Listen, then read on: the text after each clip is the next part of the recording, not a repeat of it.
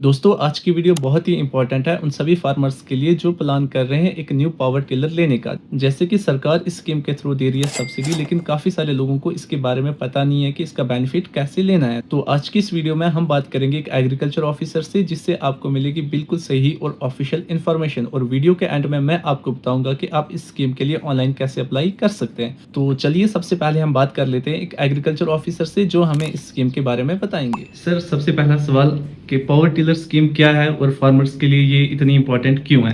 ये एचएडीपी स्कीम है, उसमें हम पावर टिलर देते हैं सब्सिडी बेस पे 50% सब्सिडी पे। इम्पोर्टेंस इसलिए है, जैसे जो ट्रेडिशनल कल्टीवेशन जो प्लोइंग चलती थी आज से 20 साल 30 साल पहले 40 साल पहले, सभी हल जोतते थे, बैल वगैरह रखते थे, उस पर हल जोतते थे और वो टाइम कंज्यूमिंग होता था, उसमें टाइम बहुत लगता था और दिन भी बहुत लगते थे। इसीलिए हमने हमारे डिपार्टमेंट ने इस वक्त हमने एचएडीपी स्कीम में फार्मर्स के लिए हमने पावर टिलर अप्लाई रखा हुआ है। सर, उसी के साथ अगर हम एक पावर टिलर खरीदते हैं तो उसमें हमें कितनी सब्सिडी मिलती है और हमें कितने एचपी का खरीदना होगा तब जाके सब्सिडी मिलेगी? पावर टिलर आपको 50% सब्सिडी पे मिलता है एचएडीपी स्कीम में, और 8 HP से ऊपर वाला खरीदना है। इसमें 8 HP से ऊपर वाला जो पावर टिलर होता है वो बेस्ट रहता है। हमारी खासकर जो पहाड़ी, हमारी जो पथरीली ज़मीन भी है, पहाड़ी इलाका है, यहाँ के लिए 8 से ऊपर एचपी वाला वो बेस्ट रहता है। सर, अप्लाई करने के लिए बेसिक रिक्वायरमेंट क्या है? जैसे ज़मीन कितनी होनी चाहिए, या फिर इसमें बाकी एलिजिबिलिटी क्राइटेरिया क्या है और इसमें हमें डॉक्यूमेंट्स क्या-क्या रिक्वायर पड़ेंगे अप्लाई करने के लिए? एलिजिबिलिटी क्राइटेरिया इसमें फार्मर्स के अपने जो डॉक्यूमेंट्स वगैरह हैं, उनका आधार, पैन कार्ड, बैंक अकाउंट की कॉपी, इंतकाल नकल और राशन कार्ड वगैरह, उनका फोटोग्राफ और जियो टैग, उनकी ज़मीन का भी, ज़मीन में उनको खड़ा करके उनका जियो टैग लोकेशन का वो फोटोग्राफ चाहिए डॉक्यूमेंट्स में। लैंड का कोई इशू नहीं है, जैसे इसमें आप जिसके पास जितनी भी लैंड है वो अप्लाई कर सकता है इसके लिए। Okay sir, thank you so much sir, आपने इतनी इंपॉर्टेंट इन्फॉर्मेशन हमारे साथ शेयर की। Thank you sir. Thank you.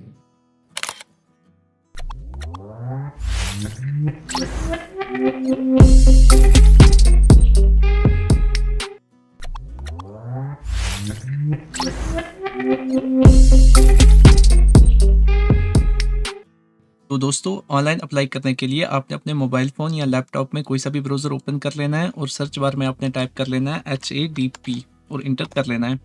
आपके पास जो फर्स्ट ही वेबसाइट आ जाएगी उस पे आपने क्लिक कर लेना है।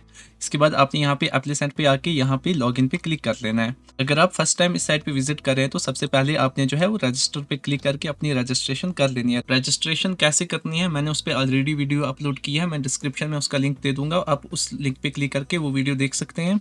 इसके बाद आपने जो है वो लॉगिन कर लेना है। लॉगिन के लिए यहाँ पे आपने अपना मोबाइल नंबर फिल करना है, उसके बाद कैप्चा फिल करना है और गेट ओटीपी पे क्लिक करके आपके मोबाइल पे एक ओटीपी आएगा, वो ओटीपी फिल करके आपने लॉगिन कर लेना। लॉगिन होने के बाद आपके पास इस तरह से पोर्टल ओपन होकर के आ जाएगा। यहाँ पे आपने जो है वो एग्रीकल्चर पे क्लिक कर लेना है और यहाँ पर आपके पास जो भी एग्रीकल्चर डिपार्टमेंट की तरफ से प्रोजेक्ट्स हैं वो सभी यहाँ पे आपके पास शो हो जाएंगे। यहाँ पे आपने जो है फार्म मैकेनाइजेशन एंड ऑटोमेशन इस पे क्लिक कर लेना है और यहाँ पे अप्लाई पे क्लिक कर लेना है। अप्लाई पे क्लिक करने के बाद आपने फर्स्ट ऑप्शन सिलेक्ट कर लेना है, application for availing farm machinery, इस पे आपने क्लिक कर लेना है। इसके बाद आपके पास इस तरह से ये फॉर्म ओपन होकर के आ जाएगा। यहाँ पे जो है पहली प्री फिल्ड कुछ डिटेल्स रहेंगी जो आपने रजिस्ट्रेशन के टाइम फिल की है। इसके बाद आपने यहाँ पे स्क्रॉल डाउन कर लेना है और यहाँ पर आपने लैंड डिटेल्स को फिल कर लेना है। सबसे पहले आपने यहाँ पे टाइप ऑफ लैंड वो सिलेक्ट कर लेनी है, अगर आपकी अपनी ज़मीन है या फिर आपने रेंट पे ली है या लीज है वो आपने यहाँ पे सिलेक्ट कर लेना है और यहाँ पर आपके पास टोटल लैंड कितनी है वो यहाँ पे आपने फिल कर लेनी है। इसके बाद यहाँ पे जो आपके डॉक्यूमेंट्स हैं वो यहाँ पे आपने PDF फॉर्मेट में अपलोड कर लेना है। डॉक्यूमेंट्स वो सभी जो मैंने बताए थे उनकी आपने एक ही PDF बना लेनी है, उसके बाद यहाँ पे आपने अपलोड कर लेनी है। इसके बाद यहाँ पे आपने लॉन्गिट्यूड फिल कर लेना है जो कि आपके फोटो पे होगा, जो आपने GPS मैप कैमरा से फोटो लिया होगा उस पर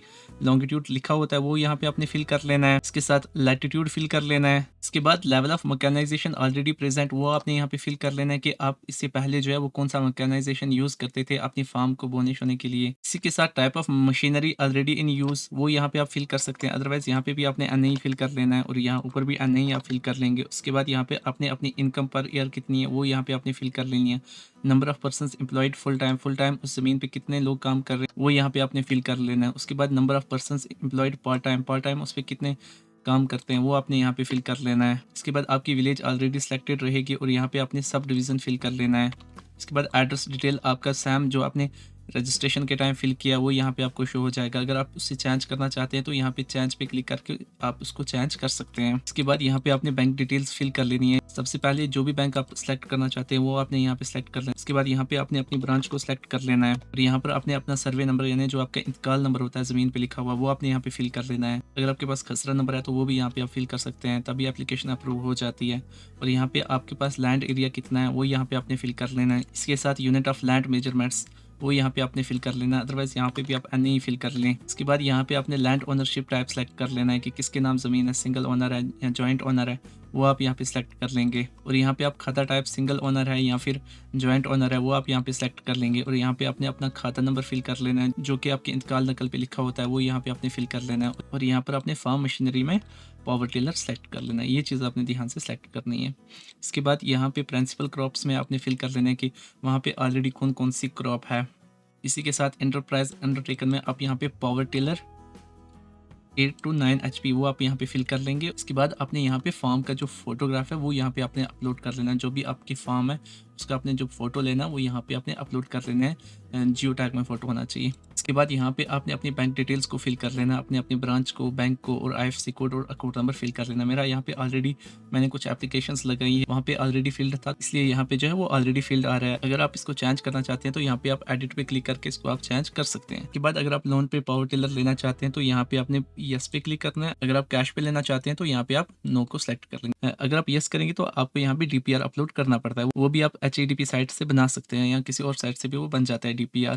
सभी डिटेल्स फिल करने के बाद आपने एक बार अपनी एप्लीकेशन को चेक कर लेना है, जो भी डिटेल्स आपने फिल की हैं उसके बाद आपने यहाँ पे सबमिट बटन पे क्लिक कर लेना है। सबमिट बटन पे क्लिक करने के बाद आपकी एप्लीकेशन जो है वो सबमिट हो जाएगी। इसके बाद अगर आप इसका स्टेटस ट्रैक करना चाहते हैं तो सिंपल आपने यहाँ पे मेन्यू में आ जाना है और यहाँ पे अपने डैशबोर्ड पे क्लिक कर लेना है। जितनी भी एप्लीकेशन आपने अपने यूज़र से लगाई होंगी वो सभी आपको यहाँ पे शो हो जाएंगी। इसी तरह जो आपने पावर टिलर के लिए लगाई होगी वो भी यहाँ पे आपके पास शो हो जाएगी। यहाँ पे अपने व्यू पे क्लिक करके यहाँ पे आप इसका स्टेटस चेक कर सकते हैं टाइमलाइन में।